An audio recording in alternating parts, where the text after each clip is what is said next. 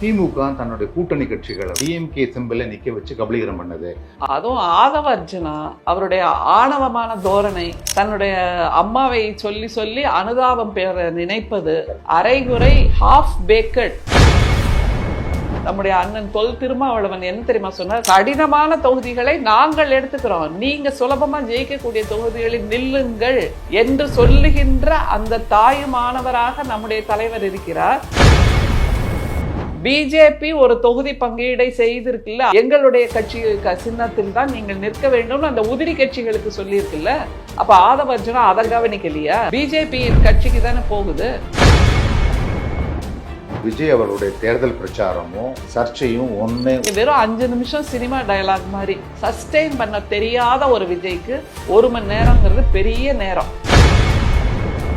தமிழகத்தில் ஒரு பொம்மையை, விஜய் மாதிரியான ஒரு பொம்மையை வைத்து பிரச்சாரம் நடக்காதுன்னு சொல்லிட்டு பயங்கர ட்ரால். ஆமா, சோளக்கோல்ல பொம்மை மாதிரி அவர். சோளக்கோல்ல பொம்மைக்கு எந்த அறிவும் கிடையாது.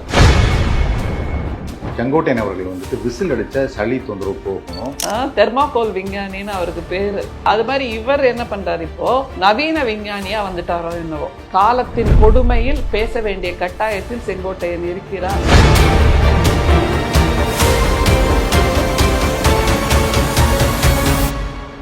டிவிக்கியோட தேர்தல் மேலாண்மை பொதுச் செயலாளர் திரு ஆதவ அர்ஜுன் அவர்கள் என்ன சொல்றாங்கன்னா, திமுக தன்னுடைய கூட்டணி கட்சிகளை வந்துட்டு இப்படி வந்து அவங்க சிம்பிளை நிக்காம டிஎம்கே சிம்பிளை நிக்க வச்சு கபலீகரம் பண்ணது அப்படின்னு ஒரு விமர்சனம் வைக்கிறாரு. மேடம், இவருக்கு அந்த அடிப்படையே புரியலைங்கிறத இந்த ஸ்டேட்மெண்ட் மூலமா நம்ம புரிஞ்சுக்கலாம். அதுவும் ஆதவ அர்ஜுனா என்கின்ற அந்த நபர், அவருடைய, நாம யாரையுமே தவறாக சொல்லவில்லை, ஆனால் அவர் பேசுவது, அவர் சொல்லுகின்ற சொல்லாடல், அவருடைய உடல் மொழி, அவருடைய தோரணை, அவருடைய ஆணவமான தோரணை, அப்புறம் நினைச்சதுக்கெல்லாம் அழறது, தன்னுடைய அம்மாவை சொல்லி சொல்லி அனுதாபம் பெற நினைப்பது, ஒரு மிக உயர்ந்த ஒரு டால் பர்சனாலிட்டிக்கான அடையாளமே இல்லை.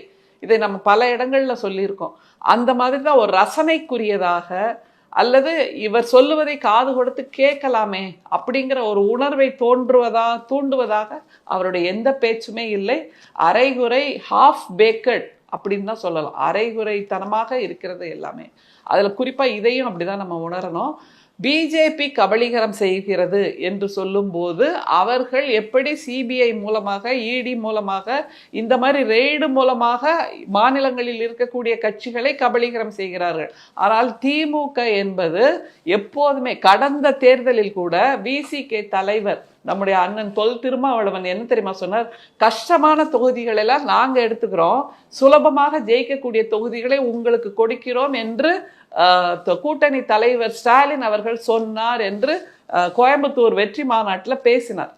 அந்த மாதிரி கடினமான தொகுதிகளை நாங்கள் எடுத்துக்கிறோம், நீங்க சுலபமா ஜெயிக்கக்கூடிய தொகுதிகளில் நில்லுங்கள் என்று சொல்லுகின்ற அந்த தாயுமானவராக நம்முடைய தலைவர் இருக்கிறார். அவர் எங்க கபலீகரம் செய்யறாரு? நிச்சயமாக அப்படி இல்லை. அதை தவிர இப்போது பிஜேபி அதிமுக கூட்டணி இருக்குல்ல, அதன் மூலமாக எதிர்க்கட்சி தலைவர் எடப்பாடி அவர்கள் பிஜேபிக்கு ரத்தின கம்பளம், சிவப்பு கம்பளம் விரித்திருக்கிறார். ஏன்னா பிஜேபி ஒரு தொகுதி பங்கீடை செய்திருக்குல்ல, அந்த கூட்டணி கட்சிகளுக்குள்ளே ஒரு உள் ஒதுக்கீடாக அவர்கள் தொகுதி பங்கீடு செய்திருக்கிறார்கள். அவர்கள் சொன்னது என்ன? எங்களுடைய கட்சி சின்னத்தில் தான் நீங்கள் நிற்க வேண்டும் அந்த உதிரி கட்சிகளுக்கு சொல்லியிருக்குல்ல. அப்ப ஆதவ அர்ஜுனா அதை கவனிக்கலையா? அப்போ அவர்கள் ஜெயித்தார்கள் என்றால், ஜெயிக்கவே மாட்டாங்கிறது வேற விஷயம், ஜெயித்தார்கள் என்றால் அந்த எண்ணிக்கை அந்த பிஜேபியின் கட்சிக்கு தானே போகுது. அப்படிங்கும் போது இதை புரிந்து கொள்ளவில்லை ஆதவ அர்ஜுனா. அதனால ஏதாவது ஒன்று சொல்லி திமுகவை குற்றம் சொல்லி கொண்டே இருக்க வேண்டும். அந்த பிளேம் கேம் போர் அடிக்குது. ஸ்ட்ராட்டஜியை மாற்ற சொல்லுங்க ஆதவ அர்ஜுனாவை. இதோ வந்தாச்சு தேர்தல், இன்னமும் திமுகன்னு சொல்லிட்டு இருந்தா அது போர் அடிக்குது நிஜமாவே. அதுவும் இவர் விவரமே இல்லாமல் பேசிக்கொண்டிருக்கிறார்ங்கிறத மீண்டும் மீண்டும் நிரூபிச்சிட்டு இருக்கார். அதுதான் டிவிகே தலைவர் விஜய் அவர்களுடைய தேர்தல் பிரச்சாரமும் சர்ச்சையும் ஒரே மாதிரி பயணத்தில் வருதா என்னன்னு தெரியல. ஏன்னா சென்னையில் பார்த்தீங்கன்னா வில்லிவாக்கம், டி நகர், அதுக்கப்புறம் சைதாப்பேட்டை, இதெல்லாம் அவங்களே ரத்து பண்ணிட்டாங்க. அதுக்கப்புறம் நெல்லையில் வந்து போலீஸார் வந்து 51 நிபந்தனைகள் விதிச்சிருக்காங்கன்னு திரு செங்கோட்டையன் சொல்கிறாங்க. இது எப்படி பார்க்குறது மேடம்? அவங்களே ரத்து பண்ணிட்டாங்கன்னு ஒரு வார்த்தையை சொன்னீங்களா? அவங்க ரத்து பண்ணினதுக்கு காரணம் என்ன தெரியுமா? எனக்கு பேசுறதுக்கு 1 மணி நேரம் தான் கொடுத்துருக்காங்க தேர்தல் ஆணையத்துல ஆமா, இருந்து. ஒரு இடத்துல இருந்து இன்னொரு இடத்துக்கு வர்றதுக்கு 1 மணி நேரம் ஒருவேளை பற்றாக்குறையா இருந்திருக்கலாம் அவங்களுக்கு. அவர் என்ன நடந்து வராரா? கால்நடையா நடந்து வர போறாரா திரு விஜய் அவர்கள்? அது தவிர 1 மணி நேரம் ஒரு ஸ்பாட்டுங்கிறது பெரிய நேரம் தானே. இவர் என்ன மணிக்கணக்காகவா பேசுறாரு? நம்முடைய முத்தமிழறிஞர் கலைஞர் ஒரு கூட்டத்துல பேசினா 1 மணி நேரம் அப்படியே பொழிஞ்சு பேசிக்கிட்டே இருப்பார், எந்த இடத்திலும் இடைவெளி இல்லாமல். அப்படி ஆரம்பிச்ச போது என்ன ஈர்ப்பு தன்மை இருந்ததோ அதே மாதிரிதான் நிறைவு செய்யும் போதும் இருக்கும். அந்த மாதிரியா இவர் பேசுறாரு? அப்படி இல்லையே, வெறும் 5 நிமிஷம் சினிமா டயலாக் மாதிரி அப்படி பேசுகின்ற ஒருத்தருக்கு 1 மணி நேரம் என்பது போதுமான நேரம். ஆனால் அதை கூட இவரால் சஸ்டெயின் பண்ண முடியல. சஸ்டெயின் பண்ண தெரியாத ஒரு விஜய்க்கு 1 மணி நேரங்கிறது பெரிய நேரம். ஒரு பாயிண்ட்ல இருந்து இன்னொரு பாயிண்ட்டுக்கு வர்றதுக்கு 1 hour வந்துட்டு பத்தாது அப்படின்றது அவருக்கு பின்னாடி ரசிகர்கள் பட்டாளமே வரும் அப்படின்னு நினைச்சு கூட சொல்லியிருக்கீங்க இல்லையா? அப்ப நம்ம திரும்ப திரும்ப கேள்வி இதை தானே வைக்கிறோம். நீங்க உங்க தொண்டர்களை சரியாக ஒழுங்குபடுத்தவில்லை. அரசியல் படுத்துறது அப்புறம். நான் இப்போ இங்க இருந்து இந்த ஸ்பாட்டுக்கு போகணும், யாரும் என்னை தொடராதீங்கன்னு சொல்லவே இல்லையே இது வரைக்குமே. இவ்வளோ மீட்டிங் நடத்தியாச்சு, இவ்வளோ மேடை ஏறியாச்சு, இன்னமும் கூட நீங்க சரியா நடந்துக்கோங்கன்னு தன்னுடைய ரசிகர் பட்டாளத்துக்கு அவர் சொல்லலை. அன்னைக்கு பாத்தீங்களா, அவர் கார் மேலே ஏறி குதிக்கிறாங்க. இந்த அளவுக்கு என்ன ஒரு வார்த்தையை சொல்லணும், மங்கிங்கிறத தமிழ் படுத்திக்கோங்க நீங்க. அந்த மாதிரி தாவி கொண்டு இருக்கின்றவர்களை வச்சுக்கிட்டு இவர் அரசியல் பண்றேன்னு பேசிட்டு இருக்காரு. 1 மணி நேரம் போதும். நம்ம சென்னைங்கிறது ரொம்ப பக்கத்துல போயிடலாம், எல்லா இடத்துக்குமே ஒரு 1/2 மணி நேரத்துல போயிடலாம் தாராளமா. அதை தவிர இவர் ஜூனியர் ஆர்டிஸ்ட் தானே கூட்டிட்டு வர்றாரு அங்க ஆடியன்ஸா. அவங்க அந்த ஸ்பாட்டுக்கு போயிடுங்கப்பா அப்படின்னு சொன்னா போயிடுவாங்க அவங்க பாட்டுக்கு. அதனால இவர் நினைக்கிற மாதிரி இவர் தன்னை பற்றி பிரம்மாண்டமாக வெளிப்படுத்தி கொள்கிறார். அது எல்லாமே பலூன்ல குத்தின ஊசி மாதிரி உடைய போகுது. அதற்காகத்தான் எப்ப பாரு பிளேம் கேம். இவங்க என்ன குறைய நேரம் கொடுத்துட்டாங்க, இவங்க எனக்கு சரியா பாதுகாப்பு கொடுக்கல, 51 கண்டிஷன் கொடுத்துருக்காங்க நெல்லையில அப்படின்னா எல்லா கட்சிக்கும் கொடுக்கறது. அது திமுக கொடுக்கவில்லை, தேர்தல் ஆணையம் கொடுக்குது. தேர்தல் ஆணையத்தின் கட்டுப்பாட்டுல தான் இப்ப காவல்துறையினரும் இருக்காங்க. அவங்க என்ன இன்ஸ்ட்ரக்ஷன் சொல்றாங்களோ அதைத்தான் இவங்க சொல்ல முடியும். அப்படிங்கும்போது 51 கண்டிஷன் எல்லா கட்சிக்கும் உண்டானது தான். இப்ப மேடை ஏறி பேசுகின்ற பரப்புரை செய்து கொண்டிருக்கின்ற எல்லா பெருந்தலைவர்களும் இந்த 51 கண்டிஷனையும் வச்சுக்கிட்டு தான் பேசிட்டு இருக்காங்கிறத அவருக்கு சொல்லணும். அதை தவிர நீங்க செங்கோட்டையன் ஐயாவை பத்தி சொன்னீங்க. பொதுவாக செங்கோட்டையன் ஐயாவுக்கு என்ன பெருமை உண்டு அப்படின்னா, அம்மையார் ஜெயலலிதாவுக்கே வியூக வகுப்பாளர் அப்படின்னு அவரை சொல்லுவாங்க. அம்மையாருடைய பயணங்களை அவங்க வீட்டில் போயஸ் கார்டன்ல துவங்குறதுல இருந்து தமிழ்நாடு முழுக்க நிரூபித்து காட்டியவர் இவர் தான் சொல்லுவாங்க. அவரே இவர்கிட்ட இந்த நடிகர்கிட்ட செய்ய முடியலையா? இந்த மாதிரி ஒரு வியூக வகுப்பாளரா இல்லையா? அல்லது அவர் சொல்லியும் இவர் கேட்கலையா? அவரோட நிலைப்பாடு என்னவா இருக்கு? கட்சி மாதிரி இங்க வந்தாரு, அவர் இருக்கிற இடமே தெரியல, அவ்வளவு குளறுபடிகள் நடந்துட்டு இருக்கு. அப்படிங்கிறப்போ எல்லாம் சேர்ந்த குழப்ப மூட்டையாக விஜய் இருக்கிறார். அவருக்கு இப்ப தன்னை பற்றி பயம் வந்துடுச்சுப்பா, வேற ஒன்றும் இல்லை. நம்ம இவ்வளோ தூரம் முரண்டு பிடிச்சோம், தன்னோட வேட்பு மனுல தவறுகள்லாம் செஞ்சோம், ஆனாலும் அதை ஏத்துக்கிட்டாங்களே, இப்ப என்ன பண்றது? 2 இடத்துலையும் வேட்பு மனு ஏற்கப்பட்டாயிடுச்சு அப்படின்ற கவலையில இருக்காரு.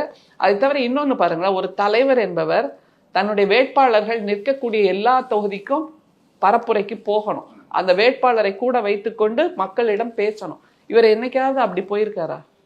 எந்த வேட்பாளர் கூடவும் அவர் போனதே இல்லை. சமீபத்தில் ஒரு பொம்மையை, விஜய் மாதிரியான ஒரு பொம்மையை வைத்து பிரச்சாரம் நடக்குதுன்னு சொல்லிட்டு பயங்கர ட்ரால். ஆமா, அப்படிதான் பண்றாங்க. எல்லா வேட்பாளர்களும் சொந்த காசை செலவு பண்ணிட்டு அவர்களுக்கு சம்பந்தமே இல்லாத ஊர்ல எல்லாம் கொண்டு போய் அவங்கள வேட்பாளராக நிறுத்தி வச்சிருக்காங்கன்னா பொம்மையை தான் பக்கத்துல வச்சுக்க முடியும். இதைத்தான் நான் சொன்னேன், சோளக்கொல்ல பொம்மை மாதிரி அவர். இவங்களை கட் அவுட் வைக்கிறாங்க, அதுக்கு பதிலாக சோளக்கொல்ல பொம்மையை நிக்க வச்சிடலாம். அந்த அளவுக்கு தான் சோளக்கொல்ல பொம்மைக்கு எந்த அறிவும் கிடையாது. அப்படியானவராகத்தான் இவர் இருக்கிறார். அதனால எந்த வேட்பாளருக்கும் தன்னுடைய ஆதரவை தெரிவிக்காத ஒருவரை நீங்கள் இன்னமும் தலைவரா கொண்டாடிட்டு இருக்கீங்களா? இவர்தான் என்னுடைய வேட்பாளர், இவர் மூலமாக நீங்கள் சமூகத்தில் இதையெல்லாம் எதிர்பார்க்கலாம்னு வந்து வாக்குறுதியை சொல்ல தெரியாத ஒருவரை இன்னமும் தவைக்காவினர் தலைவராக நினைத்து கொண்டிருக்கிறார்களா என்கின்ற கேள்வியைத்தான் நாம் முன்வைக்க வேண்டும். அப்புறம் திரு செங்கோட்டையன் அவர்கள் வந்துட்டு விசில் அடிச்சா சளி தொந்தரவு போகும், அப்புறம் நல்ல ஏர் இன் அண்ட் அவுட், இன்ஹேல் அவுட்டேல் பண்ணி ஹார்ட் பம்பிங் நல்லா இருக்கும் அப்படின்னு ஒரு பெரிய ஒரு அறிவியல் விஷயத்தை ஒப்பிட்டு பார்த்துருக்காரு. இது எப்படி பார்க்குறோம்? இவர் முந்தி இருந்தார்ல அந்த கட்சி அதிமுக, அதுல செல்லூர் ராஜுன்னு ஒரு விஞ்ஞானி இருந்தார். தெர்மாகோல் விஞ்ஞானின்னு அவருக்கு பேரு. கடல் நீர் ஆவியாகாமல் இருக்கிறதுக்கு என்ன பண்ணோம், தெர்மாகோலை கொண்டு போய் போடுங்க அப்படின்னு அது ஒரு ஃபண்டை காலி பண்ணாங்க. தெர்மாகோல் அவ்வளோ வாங்கி அந்த நிதியை இல்லாமல் ஆக்கினார்கள். அது மாதிரி இவர் என்ன பண்றாரு, இப்போ நவீன விஞ்ஞானியா வந்துட்டாரோ என்னவோ, விசில் அடிப்பதனால் நுரையீரல் சளி போகும், நுரையீரல் சுத்தமாகும் அப்படின்னு யோகா மாஸ்டரா மாறிட்டாரா, இல்லை விஞ்ஞானியா மாறிட்டாரா, ஐன்ஸ்டீனுக்கு போட்டியா வந்துட்டாரா, இப்படியான பல கேள்விகள் இருக்கு. இல்லை திடீர்னு மருத்துவத்தில் ஆர்வம் வந்துடுச்சா, டாக்டரா மாறிட்டு இருக்காரா அப்படிங்கிற மாதிரியான சிந்தனை எல்லாம் இருக்கு. ஆனால் இது ஒரு காலகட்டம்னு வச்சுக்கலாம், ஒரு காலத்தின் கொடுமை. ஒவ்வொருத்தருக்கும் வயசாக ஆக சிந்தனை தெளிவாகும், புத்தி கூர்மையாகும், அறிவு இன்னமும் அதிகமாக மக்களுக்காக என்ன செய்யலாம்னு யோசிக்க துவங்கும். ஆனால் இவர் இன்னமும் சுருங்கி போயிட்டார். ஏனென்றால் அங்கே இருக்கக்கூடிய அவருடைய தலைவர் அப்படிப்பட்ட அறிவின் குறைச்சலாக இருக்கின்ற போது தானும் அதை மீறி சிந்திக்க வேண்டாம் அப்படிங்கிற மாதிரி ஒரு சிந்தனையை வெளிப்படுத்தி இருக்கிறார். நிச்சயமாக இது இந்தியாவுக்கே வந்த கொடுமையோ அப்படின்னு சொல்ல தோணுது. தமிழ்நாட்டுக்கு நேர்ந்திருக்கக்கூடிய கொடுமையை பாருங்கப்பா. இப்படியெல்லாம் கூட தன்னுடைய கட்சிக்காக ஒருத்தர் தரம் தாழ்ந்து தரம் இறங்கி காலத்தின் கொடுமையில் பேச வேண்டிய கட்டாயத்தில் செங்கோட்டையன் இருக்கிறார் என்பதைத்தான் நம்மால் சொல்ல முடிகிறது. இது டாக்டருக்கெல்லாம் போட்டியாக வரார், அவ்வளோதான் என்னால் சொல்ல முடியுது. எலெக்ஷன் முடிஞ்ச அப்புறம் இவர் ஜெயிக்க போகிறது இல்லை, ஒருவேளை சித்த மருத்துவராக போகிறாரோ என்னவோ பார்க்கலாம். அல்லனா இப்போ ஜென்சி குழந்தைகள்லாம் இருக்காங்கல்ல, அவங்களுக்கு ஏற்ற மாதிரி ஒரு மொழியை மாத்துறாரா, தன்னை ஒரு ஜீன்ஸ் அணிந்த ஒரு இளைஞராக காட்டிக்கொள்கிறாராங்கிறதும் தெரியல. எதுவாக இருந்தாலும் ஒரு கோமாளித்தனத்தின் மொத்த வடிவமாக செங்கோட்டையனும் மாறி நிற்கிறார் என்பதுதான் உண்மை.